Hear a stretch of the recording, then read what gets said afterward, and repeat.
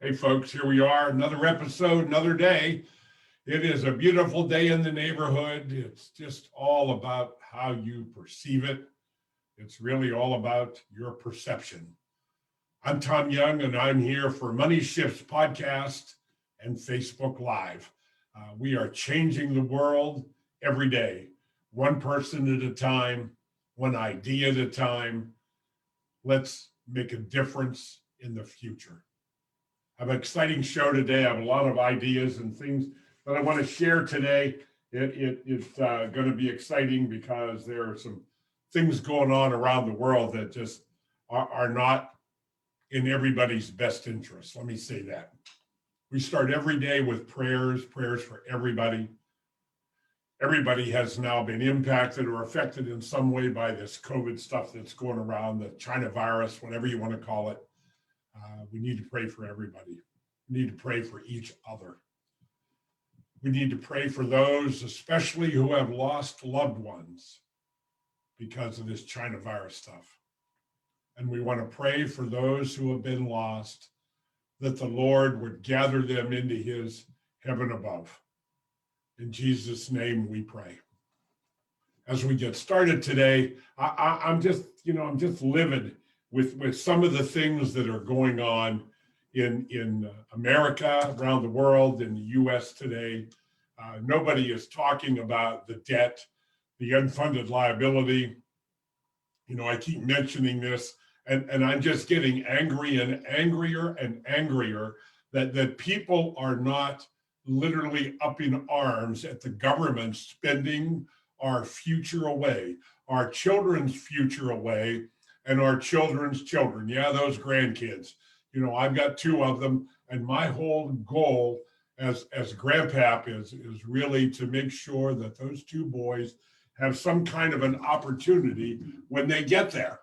That is a big responsibility. It's all of our responsibilities to be an example for the future, because there are people watching us, the neighbor kids, the guys you work with, the gals you work with, that people are watching what you are doing.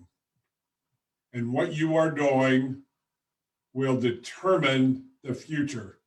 It will determine your future.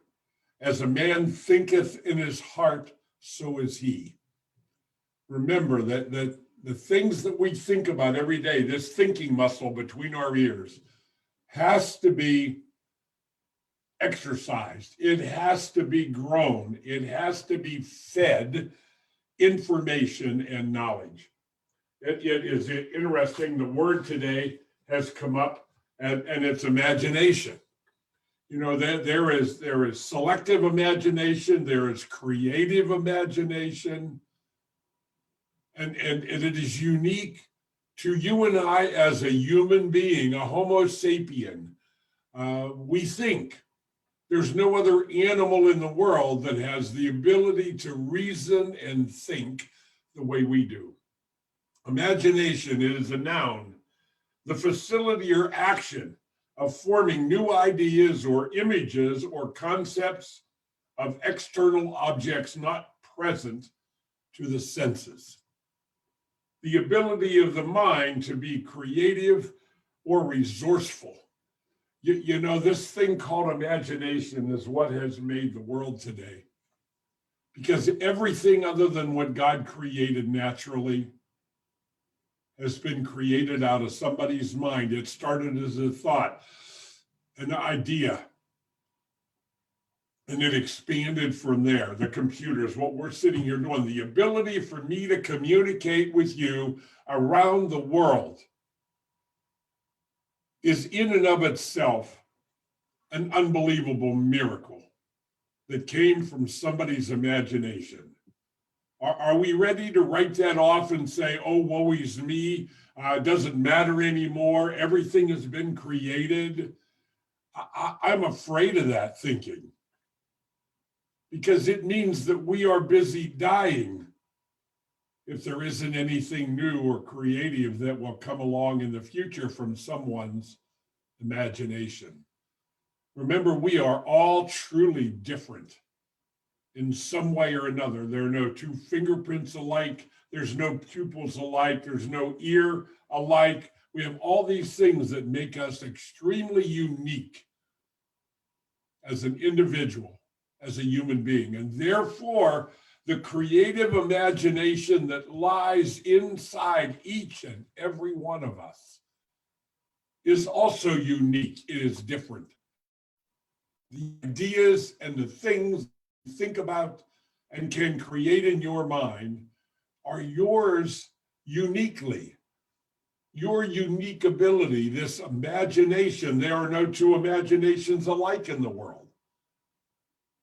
So to think in some way that there is no future, there are no new creative things is a detriment. Get over it, lose that thinking. It is negative thinking. It is what the world has done to you. It is, I am so sorry for today because I'm just living with stuff going on in my mind, watching what's going on in America today. And I know what goes on in America, the US of A, will determine the future of the world because it is created here and goes around the world. To sit here and think that China will someday be the superpower scares me to death. And if it doesn't you, it should. Because nobody is like America. We have been in a number of wars in the last centuries. And when the war is over, what does America do? We rebuild the country, we fix it. And you know what? We don't take over as the new leader, the new dictator, which is in the hearts and the minds of some of these other countries. They want to take over the world. They want to be in charge. They want to be in control, the one world government. All of these things, we have to step back. And every country in the world, in its own uniqueness, created under God, protected by God, if we accept that in our own thinking.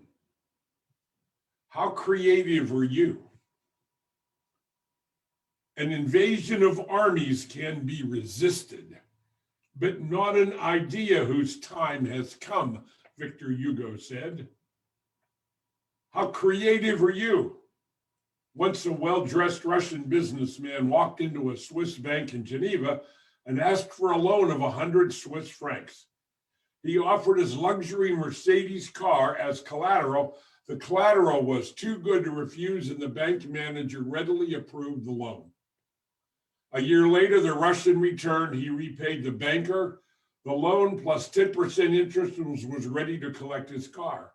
Finally, the puzzled banker dared to ask, "Excuse me, sir, could you tell me, did you really need the 100 Swiss francs so badly?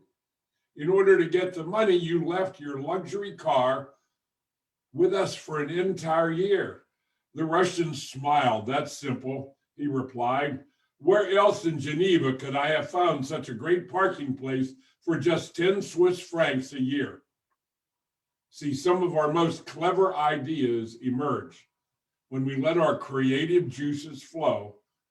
What can you do to encourage more creativity each day?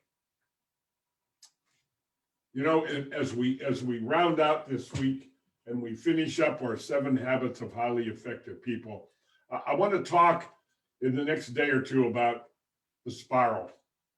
The spiral dimension is really what it is. It's unique. It is unique, and I find it here. The upward spiral is what it's referred to in the book. And what that really means, it really becomes a process of learning. When I take a learning idea and I learn, I commit, and I do. That becomes a repeatable process. Learn, commit, and do. Learn, commit, and do.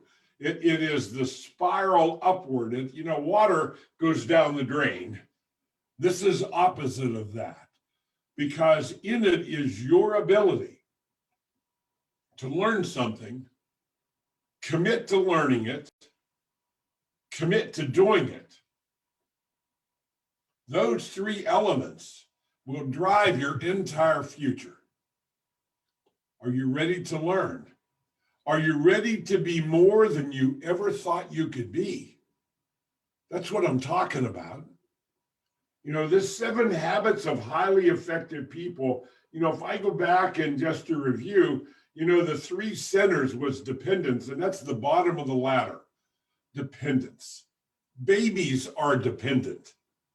They have a dependence for survival to their mother, to their parents. And as we grow, become adolescents, and become adults, throughout that entire process, we are dependent on others for our survival. And now as an adult, we have to learn how to navigate this system throughout life, throughout America, throughout the world. We have to learn how to navigate this system. And rule number 1 is be proactive. The first habit, be proactive. What am I talking about? Positive attitude. You can do it. I can do it. You have to have that kind of thinking and that kind of attitude. Begin with the end in mind. That is simple. In another word, setting a goal. Well, what's a goal? A goal is a time limit on a dream. If you have something in life that you want so bad you can't do without it, you lose sleep over it, you agonize over it day in and day out, you think about it constantly. Then it becomes, I want it when. I'm going to set a goal on when I want that dream. And I'm going to set out an action plan to take me there so that I eventually accomplish that goal and I win the dream. It's that simple, folks. The very first book that I did several months ago was Think and Grow Rich by Napoleon Hill. That book is now free. You can go online. It is so old, but that book has sold almost as many copies as the Bible. Why is that? Because it has the possibility to change your life. And you say, well, I read that book. Well, I read it too. But after I read it the first time and I thought, okay, fix me, I read the book. What I came to realize is I made a decision to read that book every year in January. I read it once a year, every year. And in that book, there is a passage. I will not tell you where it's at. You have to find it.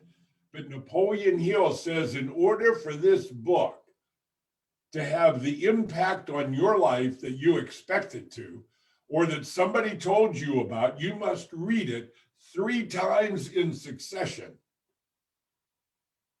with notes each time. My original first book, the pages are falling out of it, but there are 3 separate distinct colors of highlighting in that book. And it was only when I finished it for the 3rd time that, wow, I started to apply some of the principles that Napoleon Hill talked about in the book. And I found out I can make things happen. On some of the platforms, I get in text conversations with young ladies and they're looking for this Prince Charming guy. And you know what? You're never going to find the guy of your dreams unless you get serious about it. You write down a description of this Prince Charming you're looking for, create an avatar, a picture of what you would like him to look like. And you look at it every day. You read the description twice a day, once in the morning at rising and once before retiring, every day. And you look at that avatar, that picture. Put the picture on your mirror in your bathroom. Put it everywhere you can see it. And I'm telling you that I have read stories about people that have used this method that Napoleon Hill teaches in his book. how to acquire anything you want in life, whether it's money, the ideal spouse, whatever it is that you're looking for, there is a method to make it happen. Put first things first. Well, first things first, what's that? You have to think about what's first. Number one, you have to think about it. Whatever you want, whatever you're doing, you have to have a description of it. You have to be able to look at what you're doing and figure it out, see it, believe in it, etc. And these are private victories, as Stephen Covey talks about in his book. Now we move to independence. What does that mean, independent? I'm not dependent on anybody else. I'm an individual and I'm independent. Okay. Now we want to go through think win-win. So this is an attitude adjustment. I want to think win-win. Whatever I'm doing, whatever relationship I have, whether it be business, personal, whatever the relationship is, it always has to be in both parties' best interest. That's a win-win relationship. It cannot be win-lose or lose-win or just win or just lose. It has to be win-win. Seek first to understand, then to be understood. You have to walk a mile in the other person's shoes in order to have any understanding of their opinion or why they think the way they do. Never judge somebody based on their opinion or what they say unless you're willing to do the research and figure out why do they think that way. And the last, number 6, is synergize. Remember, the sum of the whole is worth more than the sum of all the parts. So all the pieces together create more multiplied. And those are the 6 habits of highly effective people. And now we're at habit number 7. And this spiral, upward spiral, is really about taking action,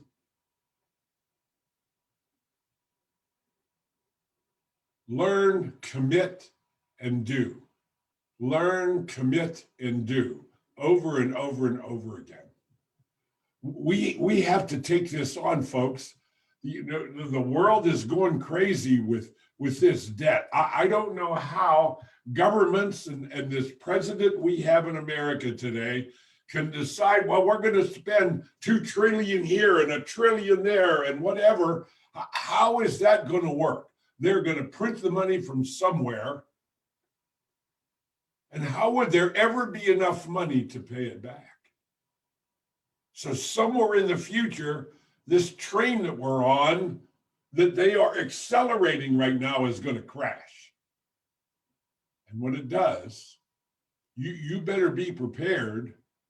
Otherwise, you're going to find it very hard to survive. You're either going to survive by preparing in some ways, which is what I teach in the Family Money Farm. 100 plus years ago in America, there were 80, 90% of everybody in America worked on a farm. It was all farms. Today, it's only like 3-4% of the employment in America is based on farms. So we need to create a new kind of farm. It's called the Family Money Farm. And on the Family Money Farm, the family by committee controls the money. And over a short period of time, it would eliminate having any kind of debt at the bank. It would eliminate carrying credit card balances. It would eliminate college loans when you graduated college. That's what the plan is about, folks. It's about taking control of your own financial machine. There lies the title of the book, The Family Money Farm - the CFO Project. You need to take the responsibility. You need to step up. You need to learn, commit, and do. I am praying for you, for all of you, that we will not just survive, but we will thrive in the future. It is what America was destined to do or be.